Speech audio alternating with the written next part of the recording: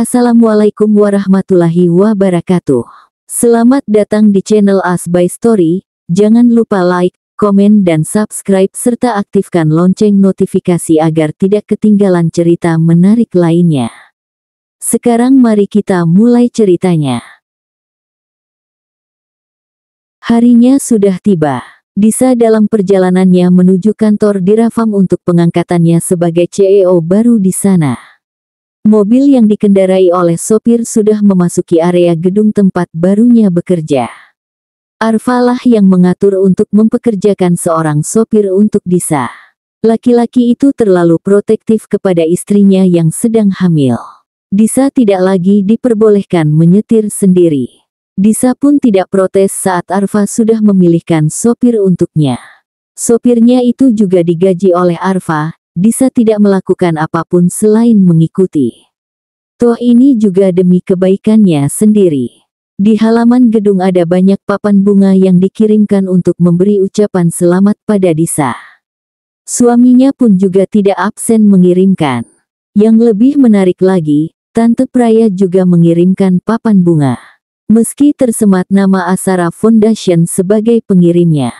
Memang penuh dengan kebohongan keluarga ini.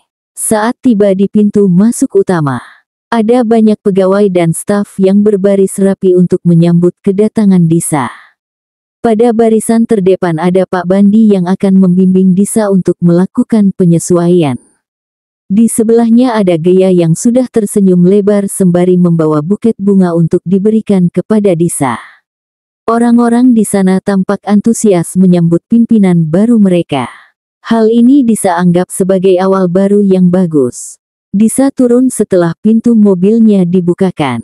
Perempuan itu selalu tampil menawan. Kali ini Disa memakai kemeja silet berwarna biru muda yang dimasukkan ke dalam rok lipit berwarna abu. Kecantikan Mustika Diratama memang sepenuhnya menurun kepada putrinya. Tidak perlu diragukan lagi dari mana Disa mendapat paras ayunya itu. Orang-orang menyambut kedatangannya. Disa digiring untuk masuk ke lobi lalu berdiri di sebuah podium kecil yang sudah disediakan. Ia diminta untuk memberikan pidato singkat untuk hari pengangkatannya ini.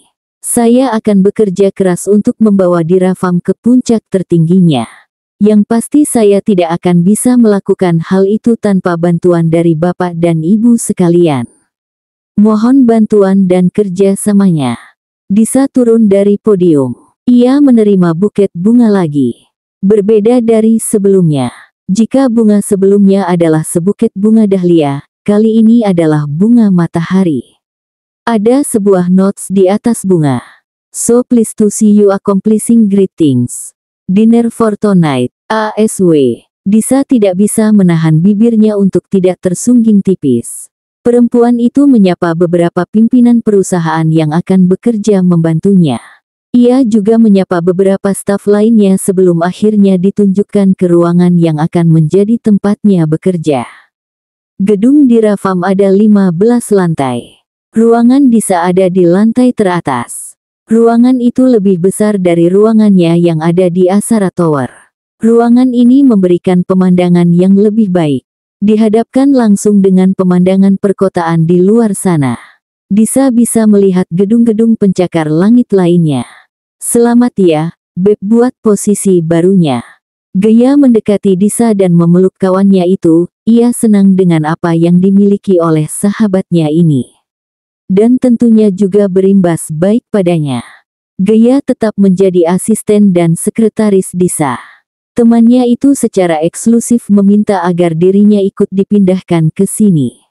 Ia tahu sendiri bagaimana orang-orang di sekitar Disa berdesis tentang perempuan itu yang memanfaatkan kekuasaan ayahnya untuk bisa duduk di ruangan ini. Gaya mendengar sendiri bagaimana Pratisa dengan mulutnya yang sobek itu berkicau sana-sini hanya untuk membuat Disa terdengar jelek. Sementara itu, Disa tidak peduli. Ia memang yang meminta secara pribadi kepada papinya terkait posisi barunya ini. Tapi ini suatu hal yang memang harus dilakukannya. Perusahaan ini memang adalah haknya kan? Lebih tepatnya hak keluarga Diratama. Oh ya, Dis. Mbak Listia udah mulai kerja juga hari ini. Bagus kalau gitu. Satu kabar baru lagi. Ia senang akhirnya Listia benar-benar menuruti permintaannya. Walaupun perempuan itu tidak menerima jabatan yang awalnya ia tawarkan, kakak sepupunya itu menduduki posisi brand manager di perusahaan ini. Kaki Disa melangkah mendekati meja kerjanya. Ia sentuh papan namanya yang terbuat dari kaca. Namanya terukir di sana secara lengkap. Paradisa Mustika Baswara. Jika sebelum-sebelumnya hanya akan tertulis Paradisa Baswara, kini ia bisa melihat namanya dengan lengkap. Mami bangga nggak di sana lihat Disa? Dis, sesuai permintaan kamu kemarin. Aku sudah menghubungi detektif swasta yang dulu kamu sewa. Oke, terima kasih, G. Bukan apa-apa. Disa perlu jasa detektif itu melakukan sesuatu untuk dirinya. Lebih tepatnya mencari sesuatu. Ia bisa merasakan jika perebutan kekuasaan di keluarga Baswara akan semakin sengit. Selama ini Disa tampak tenang, tidak terprovokasi dengan setiap ucapan para saudara yang selalu menilai Disa negatif, hanya bisa mengandalkan ayahnya. Mereka hanya tidak mau jika Asara Group jatuh ke tangan Disa. Sayangnya memang dirinya lah yang dinilai paling kompeten untuk hal itu. Namun kali ini, Disa tidak bisa lagi berdiam diri dan tenang. Disa tampak tidak memiliki persiapan apapun selama ini untuk bertarung melawan orang-orang lain yang juga menginginkan posisi tertinggi di Asara. Sementara Prakya dan Pratisa jelas sedang mencari-cari celah untuk menjatuhkan Disa. Beberapa waktu yang lalu Pratisa selalu mencoba memainkan peran sebagai calon pemimpin idaman bagi para pegawai dan mencoba membuat Disa dinilai kurang di mata para pegawai itu. Sedangkan Prakya, Disa memang tidak mengatakannya pada siapapun, tapi pergerakannya di kantor masih diamati oleh orang-orang yang loyal kepada putra tunggal Om Praba dan Tante Adisti itu. Tentu saja masih dendam karena Disa menggantikan posisinya. Setiap rapat ada saja orang yang menyangkal ide darinya dan menyebut-nyebut Prakya yang memiliki metode berbeda darinya selama memimpin. Padahal sudah jelas jika keuangan Asara Group membaik setelah dipegang oleh Disa. Kali ini, Disa perlu menyiapkan amunisi bukan kalau-kalau mereka menyerang. Bukan tidak mungkin mereka akan menyerang Disa di kemudian hari. Waktu ada berita tentang Disa yang akan segera menggantikan papinya dalam waktu dekat saja, sudah ada masalah yang secara sengaja dibuat untuk menjadi ajang pembuktian. Saat itu Pratisa memainkan perannya dengan sangat apik. Disa perlu bersiap-siap. Orang-orang tamak itu pasti tidak akan diam saja. Malamnya Arfa benar-benar mengajak Disa untuk makan malam di luar. Kalau boleh dikatakan ini seperti sebuah kencan. Arfa dan Disa juga belum pernah berkencan kan. Makan malam pertama kali mereka kala itu untuk membahas kelanjutan perjodohan tidak dikategorikan sebagai kencan. Begitu sampai di restoran, pelayan langsung mengarahkan keduanya menuju ruang privat yang sudah direservasi. Disa jarang merasa tersanjung, kali ini Arfa sedikit membuatnya merasa begitu. Laki-laki itu berusaha cukup keras untuk merayakan sesuatu pencapaian baru Disa. Arfa menjauhkan tangannya dari pinggang Disa saat mereka sudah sampai di depan meja. Pria itu dengan sigap menarik kursi untuk istrinya. Silakan duduk, Tuan Putri. Disa berdecih dan tertawa ringan. Disa sebenarnya tidak menyangka Arfa bisa mendapatkan meja di restoran ini. Setahunnya restoran ini memiliki daftar antrian yang panjang untuk reservasi. Harus jauh-jauh hari untuk bisa mendapatkan meja di sini. Kamu reservasi kapan? Kemarin lusa. Ah masa? Katanya di sini harus nunggu lama lo buat reservasi. Arfa meringis mendengarnya. Memang benar apa yang istrinya sampaikan itu. Tapi Arfa memanfaatkan koneksinya untuk berhasil memesan meja di sini. Kebetulan sekali baru 2 bulan ini perusahaan Arfa berhasil menjadi penyuplai di restoran ini. Untuk bekerja sama saja perlu waktu lama. Arfa harus bolak-balik mengirimkan proposal dan memastikan mereka jika sayur-sayuran yang dimilikinya adalah kualitas terbaik. Mereka menginginkan yang terbaik, tidak heran jika makanan di sini menjadi favorit banyak orang, tidak peduli jika harganya memang lebih tinggi dibandingkan dengan restoran lainnya. Mereka berbincang-bincang sembari menunggu pesanan mereka. Seorang pelayan masuk ke dalam dan menuangkan anggur. "Selamat untuk jabatan baru kamu. You deserve it. I'm a proud husband," ucap Arfa sembari mengangkat gelas pialanya untuk mengajak Disa bersulang. "Tentu kamu harus jadi proud husband." Keduanya makan dengan tenang, menikmati setiap hidangan yang disajikan secara bergantian. Sampai pada hidangan penutup, Disa membersihkan mulutnya dengan tisu. Perempuan itu baru selesai meneguk air putih untuk melegakan tenggorokannya saat Arfa tiba-tiba menyodorkan sebuah kotak kecil yang terbuka di hadapannya. Pupil mata Disa melebar melihat apa yang disodorkan oleh Arfa. Ketika arah pandangnya tertuju pada manik pria itu, Arfa hanya tersenyum tanpa mengucapkan apapun. Di hadapannya, ada sebuah kotak perhiasan yang di dalamnya ada sebuah kalung. Olive leaf pendant dari Tiffany & Co. "Hadiah buat kamu." Sepertinya akhir-akhir ini Arfa jadi sering memberikan hadiah untuk Disa. Laki-laki belajar banyak untuk mencari hadiah yang cocok untuk istrinya. Kenapa kalung? Bukan perhiasan yang lain. Ada banyak jenis perhiasan bukan? Ada gelang, cincin, anting, dan lainnya. Mengapa Arfa memilih sebuah kalung? Disa hanya penasaran apa yang membuat Arfa memilih untuk memberikannya kalung ini. "Aku sering melihat kamu pakai kalung dibandingkan dengan perhiasan lainnya. Sepertinya kamu memang benar-benar memperhatikanku, ya." Sebelumnya, pria itu membelikannya tas karena tahu jika koleksi tas Disa lebih banyak. Sekarang Arfa memberikannya kalung sebagai hadiah karena lebih sering melihat Disa memakai jenis perhiasan itu. Para perempuan pasti mendambakan suami yang peka seperti Arfa ini. Tidak perlu bertanya, hanya dengan mengamati, laki-laki itu mencoba memahami apa yang disukai oleh perempuannya. Sayangnya Arfa sudah tidak tersedia di etalase toko. Laki-laki itu sudah menjadi suami dari para Disa Baswara. Disa sama seperti perempuan lainnya, ia juga menyukai perhiasan. Tapi bukan yang sangat menggandrungi. Di lemarinya ia menyimpan beberapa jenis perhiasan. Sebagian juga milik maminya yang sudah menjadi miliknya. Dari sebuah jenis perhiasan yang ada, Disa memang lebih senang memakai kalung. Mungkin karena maminya dulu juga lebih suka memakai perhiasan untuk leher itu. "Kamu suka?" tanya Arfa saat melihat Disa yang memandangi kalung pemberiannya dengan lekat. Sesaat saja Arfa takut jika perempuan itu tidak menyukainya. Tapi sebelum Arfa berpikiran jauh, Disa menyahut dengan nada semangat. "Suka. Memang perempuan mana yang gak suka dikasih perhiasan?" Arfa tertawa. Istrinya jadi semakin melunak. Bahkan sudah bisa melemparkan candaan seperti ini.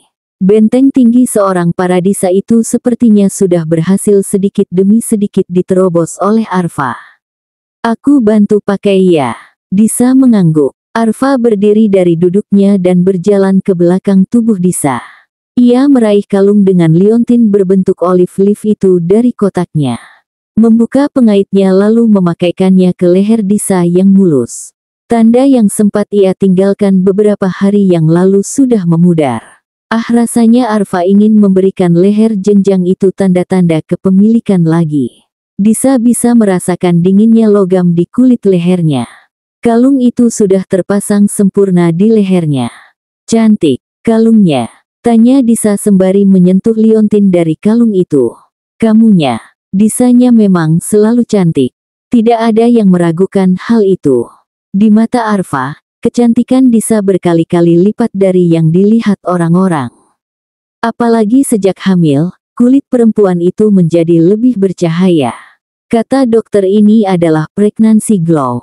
Disa rasanya ingin melempar Arfa jauh-jauh karena berhasil membuat jantungnya berjingkrak-jingkrak ria di dalam sana. Pria ini sepertinya pro sekali dalam urusan menggoda dan merayu.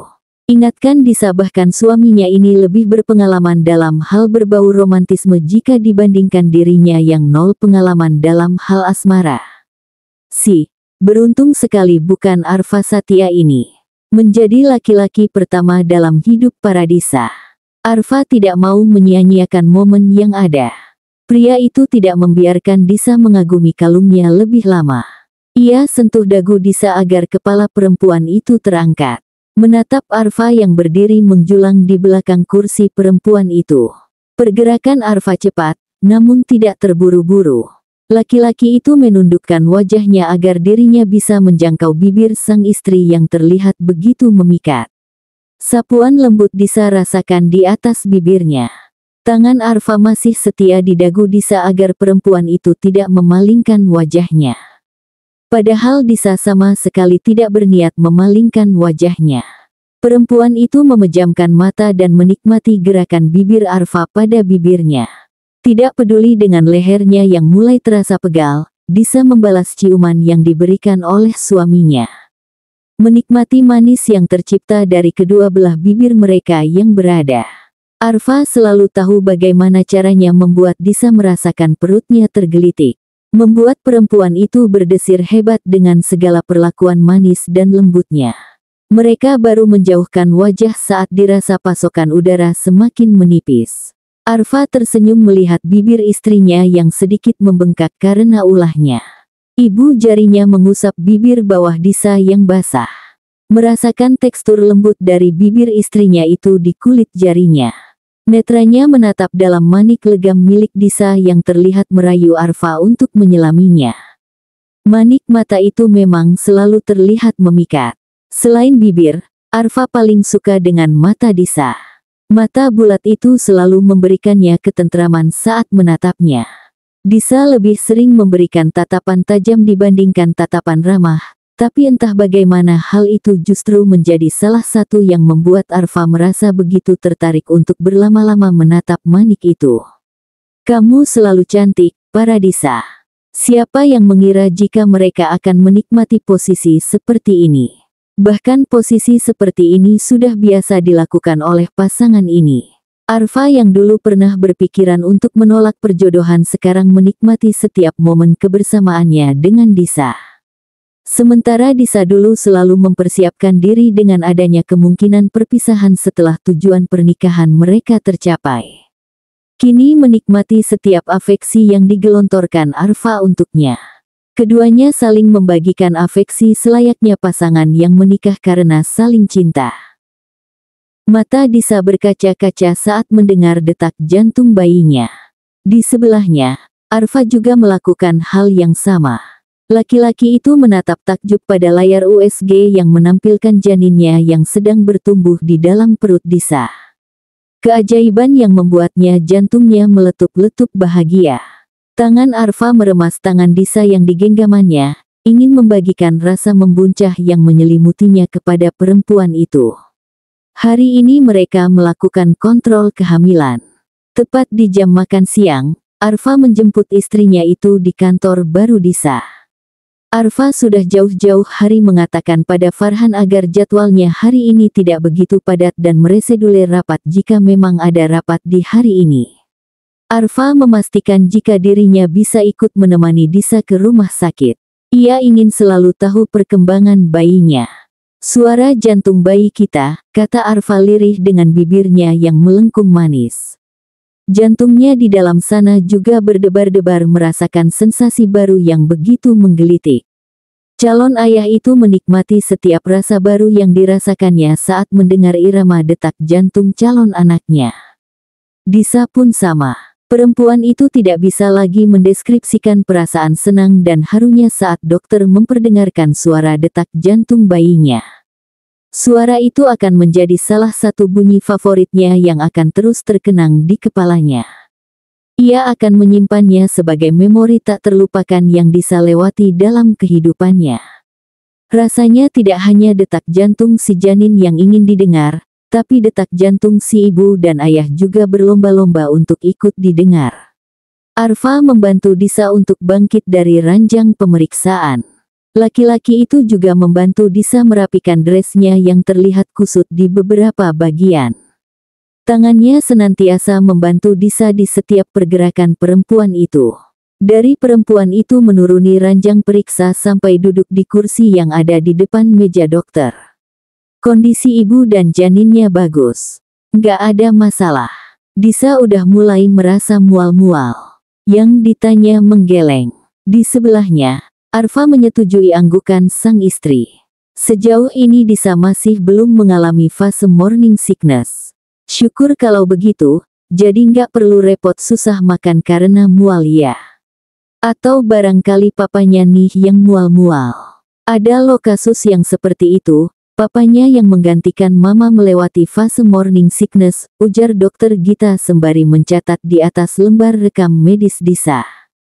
Arfa pernah membaca itu di sebuah blog, tentang kehamilan simpatik yang dirasakan oleh suami. Kalaupun hal itu memang terjadi rasanya Arfa tidak akan keberatan, ia tidak masalah jika harus mengalami morning sickness. Rasanya itu masih belum sepadan dengan perjuangan istrinya nanti saat melahirkan anak mereka. Nafsu makan saya makin tinggi, dok. Disa meringis. Ia mengingat porsi makannya yang memang bertambah. Disa sudah merasa jika berat badannya bertambah. Sementara itu, ia hanya bisa melakukan olahraga ringan seperti yoga.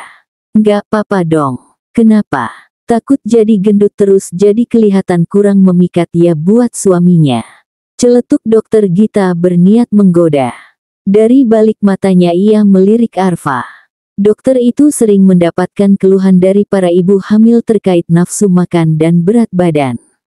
Mereka takut jika suaminya jadi tidak menyukai tubuhnya yang mengalami perubahan. Gita perlu memastikan jika Arfa bukan termasuk pada pria-pria yang tidak bisa memaklumi perubahan tubuh istrinya selama kehamilan dan pasca melahirkan. Aku nggak peduli kalau berat badan kamu bertambah, sayang. Aku justru malah takut kalau kamu kurus. Arfa pernah mendengar sepupunya dari pihak ibu menjalani kehamilan yang terbilang susah.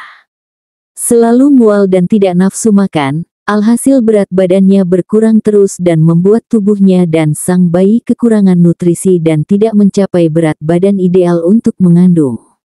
Arfa tidak mau jika Disa mengalami hal demikian. Tuh suaminya nggak keberatan kok. Dokter Gita memandang geli pada pasangan di depannya ini. Dari mulai masuk hingga duduk berdua di depan mejanya untuk mendengarkannya, si suami tidak melepas genggaman tangannya. Arfa dan Disa duduk di depan tempat pengambilan obat. Ada beberapa vitamin yang harus ditebus. Keduanya duduk bersisian dengan tangan yang saling bertaut. Membuat iri beberapa pasang mata yang melihat pasangan itu. Kamu balik ke kantor abis ini. Kamu maunya aku gimana? Alis Disa terangkat sebelah dengan sudut bibirnya yang tersungging heran mendengar pertanyaan balik Arfa. Emang aku kenapa? Kamu mau aku balik ke kantor atau kita pulang? Kalau aku maunya kamu pulang emang nggak apa-apa. Disa tidak bermaksud ingin meminta Arfa tidak kembali bekerja. Seharusnya memang laki-laki itu akan kembali ke kantor setelah jadwal cek kandungannya. Disa hanya iseng saja bertanya. Ingin tahu jawaban seperti apa yang akan diberikan suaminya itu. Ia tahu Arfa punya banyak pekerjaan. Nggak apa-apa. Justru Disa yang melotot mendengar jawaban itu. Farhan pasti pusing 7 keliling mendengar jawaban dari bosnya ini. Kamu balik kantor aja deh, sahut Disa karena ia memang tidak berniat untuk membuat Arfa untuk mangkir dari pekerjaannya. Saat Arfa ingin membalas ucapan istrinya itu, sebuah suara menginterupsi mereka. Ada pria paruh baya yang berjalan mendekati mereka. Laki-laki bersneli itu memberikan senyum lebar. Disa, Om. Arfa yang tidak mengenali siapa laki-laki yang tampak akrab memanggil istrinya itu hanya dan ikut berdiri saat Disa ikut menyapa pria paruh baya yang sepertinya merupakan seorang dokter di rumah sakit ini. Kamu ngapain di sini sakit? Sesaat terdapat nada cemas yang terselip di pertanyaan pria itu. Disa menggelengkan kepalanya. Enggak kok, Om. Disa abis cek kandungan. Astaga, selamat kalau begitu. Ini suami kamu kan? Pandangan pria itu beralih pada Arfa yang berdiri di sebelahnya. Dengan sigap Arfa mengulurkan tangan untuk menjabat pria paruh baya yang mengenal istrinya itu. Arfa masih menebak-nebak siapa gerangan sosok pria ini. Iya, ini suamiku, Om. Arfa. Arfa, saya Dana. Saya teman mami papinya Disa. Akhirnya terjawab juga rasa penasaran Arfa terkait siapa pria di depannya ini. Ternyata seorang teman dari orang tua Disa. Maaf waktu itu tidak bisa datang ke pernikahan kalian. Om lagi ada seminar di luar kota. Nggak apa-apa, Om. Terima kasih untuk hadiahnya. Hardana Sanjaya. Disa sudah mengenal sosok itu sejak kecil. Pria itu adalah seorang teman dari mami papinya. Pria itu memang berprofesi sebagai dokter spesialis tulang. Om Dana adalah salah satu orang yang meratapi kepergian maminya yang begitu cepat. Setelah kematian maminya, Disa masih sering bertemu dengan Om Dana karena keluarga Sanjaya begitu dekat dengan keluarga Baswara. Dulu Disa pernah mendengar bisik-bisik dari para art yang sedang bergosip di dapur, bahwa Om Dana pernah nyaris dijodohkan dengan Tante Praya. Sayangnya rencana perjodohan itu tidak berlanjut karena Om Dana yang memilih melanjutkan studinya, mengejar gelar spesialis. Akhirnya Tante Praya menikah dengan suaminya yang sekarang. Syukurlah, Om Dana yang baik hati itu tidak jadi berjodoh dengan wanita ular seperti Tante Praya. Tidak lama setelah mendapatkan gelar spesialis, Om Dana meminang seorang perempuan yang juga seorang dokter. Om Dana mengenal papinya sebagai teman masa kecil karena dulu keluarga Sanjaya dan keluarga Baswara tinggal bersebelahan. Om Dana mengenal maminya karena mereka bersekolah di tempat yang sama. Dibandingkan dengan papinya, Om Dana lebih dekat dengan maminya. Mereka berteman baik. Hubungan pertemanan Om Dana sempat merenggang dengan papinya setelah maminya meninggal, tapi tidak bertahan lama karena akhirnya Om Dana bisa berdamai dengan keadaan sama seperti Disa. Beberapa tahun ini Om Dana memang semakin sulit untuk ditemui karena semakin sibuk. Pria itu dipercaya untuk menduduki jabatan penting di rumah sakit tempatnya bekerja ini. Mereka bertiga akhirnya memutuskan untuk lanjut mengobrol di kafetaria rumah sakit. Arfa memutuskan untuk tidak kembali ke kantor. Entah seperti apa pusingnya Farhan sekarang. Yang jelas Arfa sudah menghubungi pria itu untuk menghandle sisa pekerjaannya hari ini. Meskipun Arfa tidak bisa mengikuti obrolan antara Disa dan pria yang dipanggil Om Dana ini, Arfa tidak keberatan sama sekali. Laki-laki itu duduk di tempatnya dengan mata yang tidak lepas memandangi sang istri. Mendengarkan bagaimana istrinya itu berbicara mengenai dirinya yang sekarang mengurus salah satu anak perusahaan dan bagaimana kabar papinya kepada lawan bicaranya. Arfa rasanya tidak bosan dengan hanya mendengar dan memandangi istrinya. Hal itu tidak luput dari penglihatan Dana. Pria itu melihat bagaimana binar mata Arfa saat menatap putri dari sahabat karibnya. Dalam hati Dana merasa begitu lega, akhirnya Disa menemukan sosok yang tepat untuk menjadi teman seumur hidupnya. Dana berharap Arfa bisa terus berada di sisi Disa. Menemani Disa jika perempuan itu berada pada masa-masa sulit. Sedikit banyak Dana mengenal Disa dan Dana tahu bagaimana keluarga Baswara itu. Kehidupan Disa di keluarga itu jelas tidak sepenuhnya mudah walaupun Disa terpenuhi secara materi. Disa dituntut untuk menjadi sempurna agar bisa menggantikan Praba di kemudian hari, sementara itu ada banyak anggota keluarga lain yang juga mengincar posisi itu. Dana tahu bagaimana peliknya perebutan kekuasaan. Ia lahir di keluarga yang memiliki kondisi yang hampir serupa. Oleh karena itu Dana memilih jalan yang berbeda untuk karirnya. Membiarkan saudara-saudaranya yang lain untuk bertarung merebutkan kekuasaan di perusahaan yang dibangun oleh pendahulunya. Setelah 1 jam berbincang-bincang, mereka harus menyudahinya karena Dana memiliki jadwal operasi. Tidak terasa sudah belasan tahun mamimu pergi meninggalkan kita. Om selalu merindukan teman Om itu. Suara Dana terdengar sendu meskipun bibirnya berusaha mengulas sebuah senyum untuk diberikan kepada Disa. Disa yang mendengar apa yang disampaikan oleh Dana juga merasakan ada hawa sendu yang menyelimuti hatinya. Mengerti dengan situasi, Arfa merangkul bahu Disa dan memberikan usapan lembut. Disa sedang membantu Arfa memasukkan beberapa pakaian ke dalam duffel bag. Besok suaminya itu akan meninjau lokasi resort proyek kerja sama antara Wiyasa dan Asara. Arfa akan menginap di sana semalam. Tidak hanya meninjau lokasi, rencananya akan ada jamuan makan malam bersama pihak-pihak lain yang ikut tergabung dalam pembangunan resort ini. Katanya mereka juga akan mengundang stakeholder di daerah itu. Kamu beneran nggak apa-apa aku tinggal? Pertanyaan itu sudah terlontar kepada Disa sebanyak 3 kali. Dan Arfa akan mendapatkan jawaban yang sama, nggak apa-apa. Beberapa waktu lalu kamu juga dinas keluar kota kan? Disa tertawa kecil. Padahal sebelumnya ia sudah pernah ditinggal bekerja keluar kota dan bahkan lebih lama oleh suaminya itu dan tidak ada masalah meskipun ia hamil. Lalu kenapa sekarang suaminya itu tiba-tiba ribut sendiri untuk perjalanan 2 hari 1 malam yang akan dilakoninya? Apa aku ikut aja sama kamu, biar kamu nggak nanya-nanya gini terus? Cetus Disa. Ia hanya bermaksud bercanda tapi tampaknya suaminya itu mengartikannya berbeda. Raut sayu Arfa berubah menjadi serius. Kayaknya itu ide bagus. Dokter Gita juga bilang nggak ada masalah kan buat perjalanan jauh selama memastikan kamu tidak kelelahan. Nanti kita bisa liburan singkat di sana. Biar suasana hati kamu senang. Perjalanan jauh katanya. Seakan-akan lokasi yang akan dituju berada di provinsi lain. Lokasi pembangunan resort ada di Malang.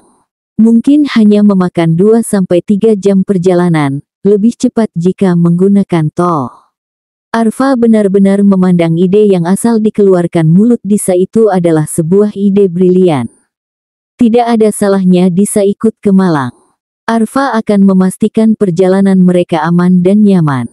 Ia akan mampir di rest area jika istrinya itu sudah merasa lelah. Ia akan menjadi pengemudi terbaik untuk memastikan Disa dan calon bayi mereka aman selama perjalanan. Mereka bisa melakukan liburan singkat. Hal itu pastinya bagus untuk Disa. Akhir-akhir ini perempuan itu pasti dibuat banyak pikiran dengan pekerjaan barunya, dengan refreshing singkat pasti bermanfaat untuk istrinya itu. Tapi besok aku ada meeting penting. Tidak bisa ditinggal. Disa yang baru duduk di kursi CEO tentu tidak bisa seenaknya meninggalkan tanggung jawabnya, apalagi dirinya masih perlu beradaptasi dengan budaya perusahaan. Ada banyak yang perlu dipelajarinya, ia masih sering memanggil Pak Bandi untuk membantunya. Kamu nyusul aku besoknya aja gimana? Aku juga udah beres sama pekerjaan. Nanti tinggal extend kamar hotelnya. Disa belum menjawab. Ia masih memikirkan tawaran Arfa itu. Jika ia berangkat menyusul Arfa lusa, itu artinya hari Jumat. Sepertinya pekerjaannya sudah tidak banyak, meskipun ada bisa ia handle dari jauh. Ia bisa menyuruh Gea untuk mengirimkan beberapa berkas yang perlu dicek atau membutuhkan tanda tangannya. Kamu diantar Pak Edi nanti. Pak Edi adalah sopir yang dipekerjakan oleh Arfa. Pak Edi sangat lihai dalam pekerjaannya. Dulunya beliau adalah seorang sopir taksi yang sudah bekerja selama belasan tahun. Tidak heran jika kemampuan menyetir Pak Edi mendapatkan acungan jempol. Disa akan aman selama di perjalanan bersama sopirnya itu. Mau ya? Arfa ingin lebih banyak menghabiskan waktunya bersama sang istri. Mereka belum sempat berbulan madu.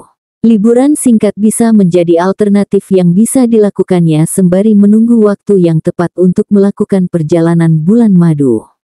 Jika melakukan bulan madu, Arfa ingin semuanya perfect, ia ingin perjalanan yang spesial. Karena spesial jelas tidak bisa dilakukan dengan buru-buru dan singkat. Ia juga akan menyusun perjalanan bulan madu itu bersama Disa. Ia perlu tahu dream honeymoon istrinya itu seperti apa. Ia ingin perjalanan itu menghasilkan sesuatu yang berkesan. Oleh karena itu menurut Arfa, perjalanan bulan madu harus direncanakan dengan matang. Oke, aku susul kamu lusa. Arfa berjingkat senang. Pria itu meraih kedua tangan istrinya untuk digenggam kemudian digoyang-goyangkan. Disa hanya menggeleng-gelengkan kepala melihat kelakuan suaminya itu. Beberapa bulan hidup bersama Arfa, Ada banyak hal yang bisa Disa lihat dari suaminya itu. Di awal perjodohan mereka, Arfa terkesan tegas dan kaku. Tapi lambat laun, ternyata Disa menemukan sisi lain dari suaminya. Suaminya itu memang memiliki pribadi yang hangat. Tidak salah jika dulunya Arfa punya banyak teman dan relasi semasa mereka berkuliah. Bersambung.